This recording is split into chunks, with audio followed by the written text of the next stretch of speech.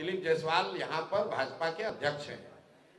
बिहार में पूरे देश में जितने भी साइबर के एक्सपर्ट हैं और जितनी दिलीप जायसवाल की ताकत है, सब लगाकर जांच करवा लें।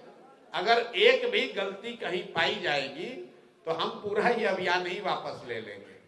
लेकिन उसी बयान में हमने ये भी कहा कि जब दिलीप जायसवाल ने बात छेड़ दी है तो दिलीप जायसवाल को अपने ही सरकार से सही ये भी जांच कराना चाहिए कि जिस कॉलेज को कब्जा करके बैठे हुए हैं, सिखों के माइनॉरिटी स्टेटस का एकमात्र मेडिकल कॉलेज है बिहार में, और वह उसी कॉलेज में कभी क्लर्क हुआ करते थे। उस कॉलेज में जो उसको बनाने वाले थे सरदार करतार सिंह जी, उनकी संदिग्ध अवस्था में मृत्यु हुई है और ये साहब आज उस कॉलेज को कब्जा करके बैठे हैं। लेकिन अब दिलीप जायसवाल पहले बताएं कि जिस कॉलेज के तुम मालिक बन के बैठे हुए हो उस कॉलेज पर कब्जा कैसे किए हो, ये बताओ। और ये बताओ कि पिछले 25-30 साल में उस कॉलेज से बिहार के कितने नेताओं के बच्चों ने मेडिकल की डिग्री हासिल की है। इस आदमी का पूरा राजनीतिक कैरियर, ये गलत जगह इन्होंने बटन दबा दिया है। ये समझ रहे हैं कि हमको डरा देंगे।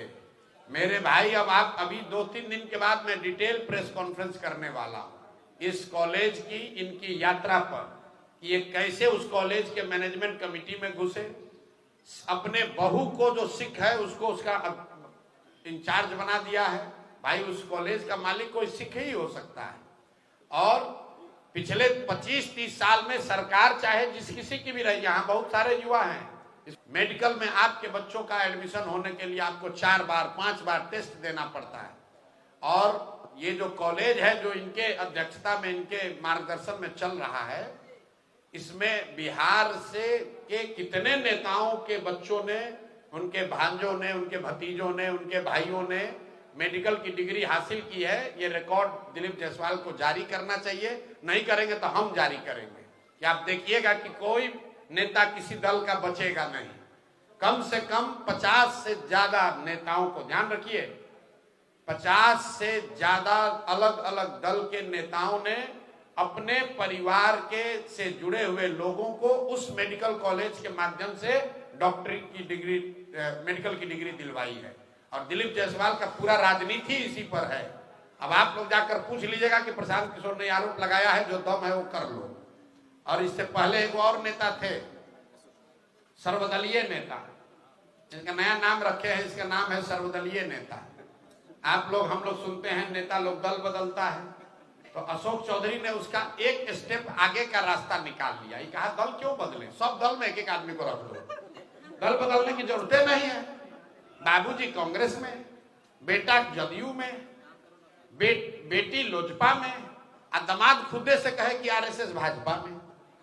तो भाई कोई दल बचा नहीं। हमने कहा एक आरजेडी बचा है, उसमें भी परिवार का कोई रख दो कि कोई भी जनता कहीं वोट दे तुम ही रहोगे। तो ये 3 गो जो नेता है, ये दिलीप जायसवाल भाजपा का यहाँ अध्यक्ष, ये बताएं कि मेडिकल कॉलेज जिसके ये मालिक मुखिया बने हैं, किस आधार पर वहां पहुंचे, करतार सिंह जी के साथ क्या हुआ, और उस मेडिकल कॉलेज में पिछले 25-30 सालों में कितने बिहार के नेताओं के परिवार से जुड़े हुए लोगों को मेडिकल की डिग्री दी गई।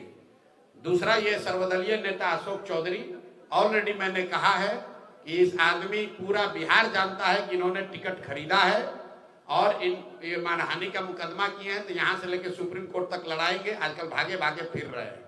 और तीसरा एक है मंगल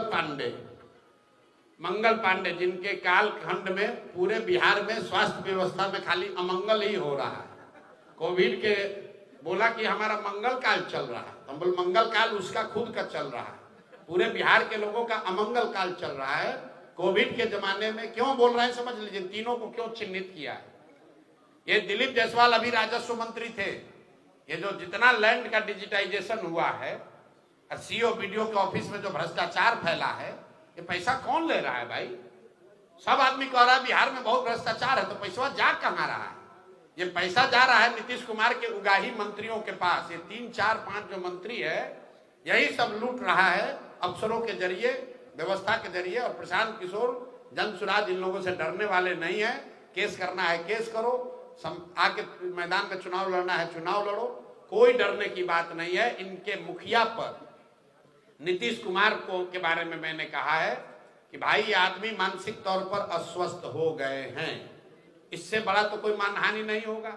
हम कह रहे हैं कि मानसिक तौर पर आप स्वस्थ नहीं है, भैया आपको तो पहले जाकर हम पर मानहानि करना चाहिए, केस करना चाहिए कि प्रशांत किशोर गलत बोल रहे हैं, नीतीश कुमार मानसिक तौर पर स्वस्थ है, प्रशांत किशोर गलत इल्जाम लगा रहे हैं। हम आपको कह रहे हैं कि बिल्कुल दावे के साथ कह रहे हैं कि नीतीश कुमार मानसिक तौर पर स्वस्थ नहीं है। अगर हम बात गलत कह रहे हैं तो किसी मेडिकल बोर्ड को बैठाकर जांच करा लीजिए, अगर उससे भी नहीं भरोसा है तो थाने में केस कर दो, उससे भी नहीं भरोसा है तो जाकर कोर्ट में केस कर दो। हम डरने वाले नहीं हैं, सही बात सत्य को कोई डरने की जरूरत नहीं है। इनका पोल खुलने ही वाला है और जनता रोज देख रही है। इन लोग का आखिरी समय आ गया है राजनीतिक तौर पर, अब इनका किनारा करने का टाइम हो गया।